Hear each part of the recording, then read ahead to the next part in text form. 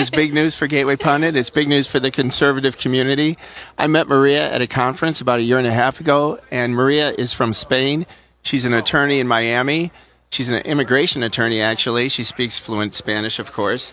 And she said, we need to start a website and get the conservative message out into the Latin community. That means Central America, South America, Spain. There's just not a voice there. And so we launched Gateway Hispanic today. I hope you check it out. You can go to Gateway Pundit.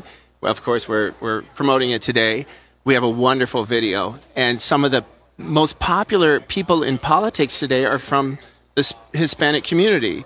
And so anyway, I met Maria. She's fantastic. She goes on Univision, and the audience loves her. The hosts not so much, but we're really looking forward to this. I was telling Maria we'll be nicer to her here in the War Room than they probably are on Univision, but I'm curious, what was sort of the drive behind you wanting to launch this? Is it just a push for actual true reporting covering, you know, Latin America, or is it to court Hispanic voters? What are sort of your aims with this new endeavor? People really want to know what's going on in U.S. politics. They really want to understand how, you know, these election integrity election rules work. And they are pro-life, they're pro-border security, and nobody wants to talk about that. So we want for them to understand what's going on and vote the right way.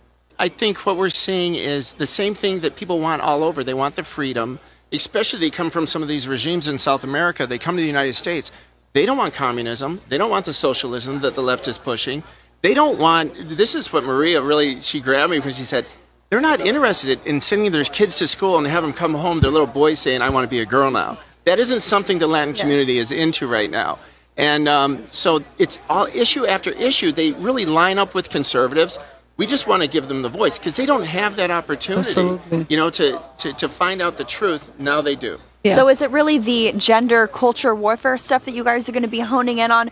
How are you guys going to cover immigration? You know, what are some of your big focuses going to be? So I think the Hispanic community is all about life and liberty and the pursuit of happiness, and will be, of course, translated a lot of articles from Gateway Pundit, putting out the information that they need to defend themselves. Because as Jim was pointing, especially the Mexican community, Mexican-American community, they don't want their kids to be taken away. They don't want their kids to come back with a different gender.